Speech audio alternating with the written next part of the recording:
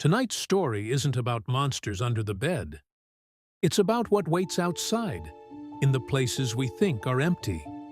This is a tale of survival, desperation, and the things that hunt when the sun goes down.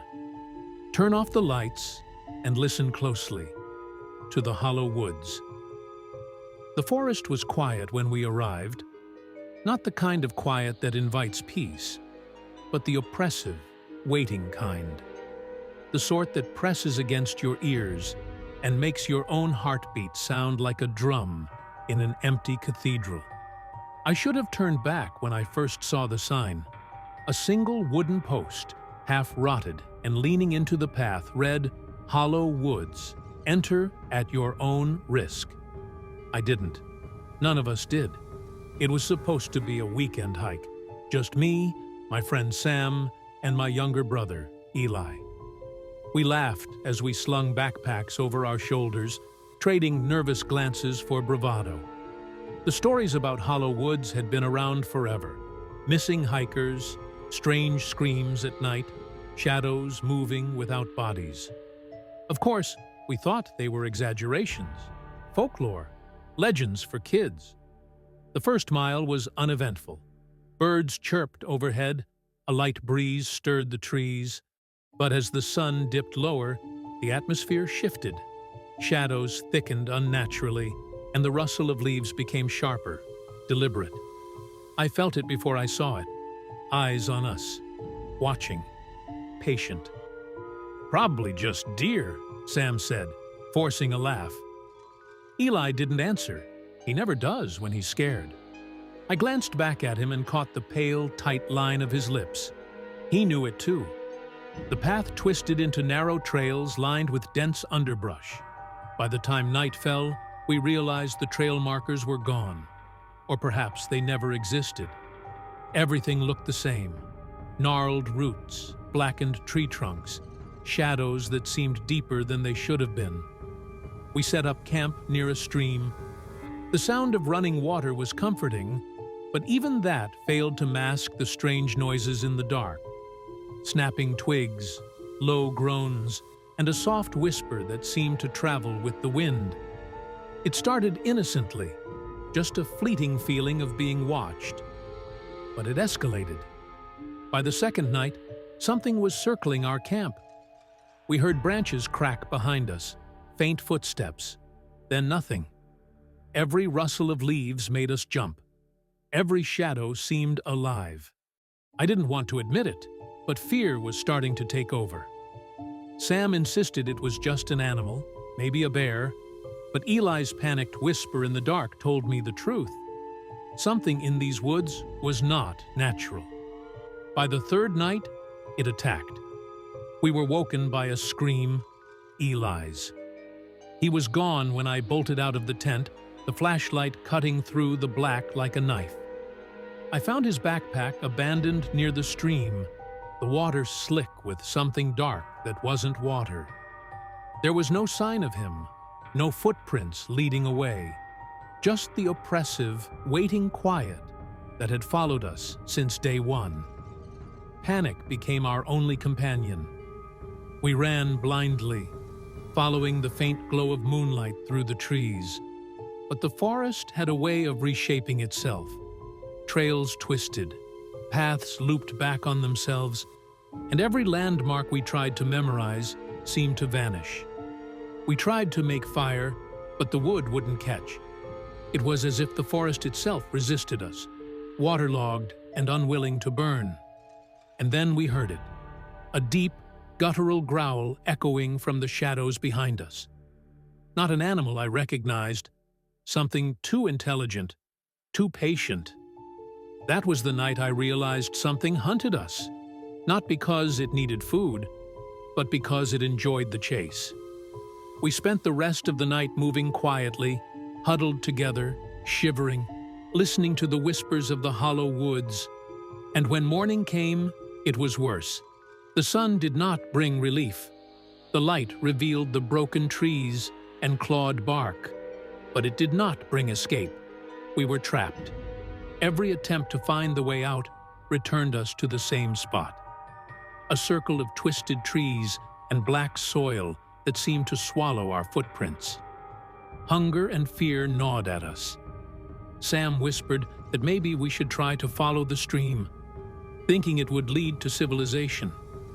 I agreed, though I knew in my gut that water here didn't flow the way it should.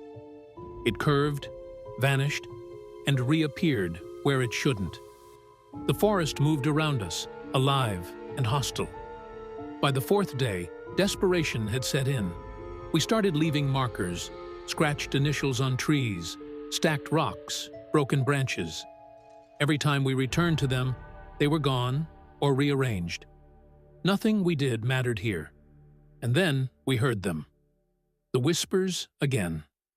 Not soft this time. Loud, almost chanting, like a chorus of voices speaking in tongues we couldn't understand. And we weren't alone. Shadows moved on their own. Shapes appeared between the trees, tall and grotesque, limbs bending at impossible angles, faces like smeared clay. They never approached directly, but they stalked, circling, always in our peripheral vision. We tried to move faster, but the forest seemed to resist. Every step we took felt like wading through a thick, invisible current, and even the trees themselves seemed to twist, blocking our path. It was as if the woods were alive, reshaping themselves around us, herding us toward some inevitable end. By the fifth night, hunger and exhaustion were starting to break us down. Sam's voice had lost its usual confidence. He muttered to himself, repeating the same phrases over and over, as if chanting could keep the horrors at bay. Eli was silent, his eyes wide and unblinking, staring into the dark as if he could see something we couldn't. I tried to keep my own fear buried, but every rustle, every snap of a branch, every whisper carried the weight of dread. Then came the fog, thick, rolling mist that poured through the trees, obscuring everything around us. Our flashlight beams barely pierced it, leaving only patches of visibility. And in those patches, the shadows moved with intent. We found the cabin on the sixth day. Or maybe it found us. Hidden deep in a valley, overgrown with vines, and almost completely swallowed by the forest, the structure was more ruin than home. But we had no choice. We needed shelter, even if it meant stepping inside something ancient and unwelcoming. Inside, the air was cold and dry, unnaturally so. Dust clung to everything. There was furniture decayed beyond recognition, walls covered in strange markings, and a floor littered with old bones. Not animal bones, human. The whispers were louder here, close, intimate, right in our ears, as if they were breathing alongside us. We tried to ignore them, but every corner held movement. Every shadow seemed poised to strike. That night, the true horror revealed itself. It began with Sam disappearing. One moment he was beside me, mumbling about finding firewood. The next, he was gone. A scream pierced the air, guttural and broken, then silence. I ran through the cabin calling for him, but the rooms twisted impossibly. Hallways stretched, doors led to walls, and the floor itself seemed to warp beneath my feet. Eli clutched my arm, whispering that they were taking him. I didn't want to believe it, but then I saw them. The creatures, or whatever they were, emerged from the fog of the forest outside the cabin's shattered windows. Tall, with elongated limbs, heads cocked at unnatural angles, their skin pale and almost translucent, veins like dark threads beneath it, eyes wide and unblinking, and mouths. Mouths that opened far too wide, revealing teeth jagged and blackened. I realized, in that instant, that they weren't hunting us for food. They were hunting us for fear, for terror, for the simple fact that we existed in their woods. We ran again, bursting through the cabin doors and into the fog. The forest seemed endless. Every tree, every shadow, every twisted root was another threat. The whispers followed, growing louder, chanting, screaming, mocking us. By the seventh day, desperation became instinct. We scavenged for anything to defend ourselves: sticks, broken boards, stones, but nothing mattered. Every attack we made was futile. The shadows seemed to absorb our movements, redirecting us, keeping us trapped in the hollow woods. Eli disappeared next. I watched from behind a gnarled tree as a shadow lunged and swallowed him whole, leaving no trace but the sound of a scream that echoed for minutes. I tried to run to him, but something grabbed my ankle, a cold, iron-like grip yanking me down into the mud. I barely escaped, crawling through underbrush and brambles until I reached a stream. The water was icy, but it was the only way forward. I followed it blindly, hoping it would lead to civilization. It didn't. The stream curved unnaturally, bending back toward the heart of the forest. And there, in the water, I saw them reflected. The tall figures, lined along the banks, their faces pressed toward me with those hollow, empty eyes. The chanting rose to a deafening crescendo. I stumbled backward, cutting my hand on jagged rocks. Blood dripped into the stream, and the shadows recoiled briefly, as if it was tasting something. But then they advanced, always advancing. I ran until I could no longer see the stream, until the fog swallowed everything, until exhaustion made me collapse beneath an old tree with roots like twisted hands. I slept, or thought I did, but the whispering never ceased.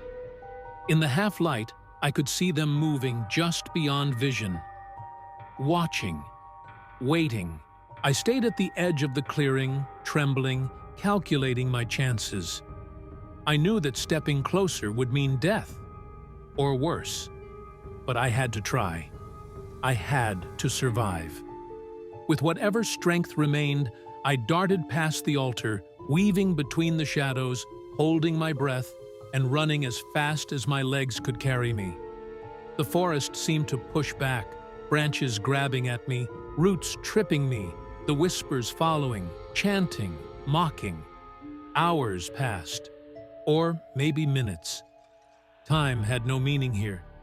When I finally stumbled out of the hollow woods, the sun was rising. The air was warmer. Birds sang. Civilization, houses, roads, cars. But I was not the same. I had escaped, yes, but something came with me. I can feel it at night, lurking just beyond vision, waiting. And sometimes, when I walk in quiet streets or dark alleys, I hear the whispers, the same voices from the hollow woods, the same chanting, the same promise that it will not forget me. And I know, deep in my bones, that the forest will claim me again, one way or another. Because once the hollow woods have seen you, you never truly leave. If you've made it this far, congratulations. But remember, some forests are patient. They wait for their prey, and sometimes, even when you escape, a part of you never really leaves. Sweet dreams, if you can.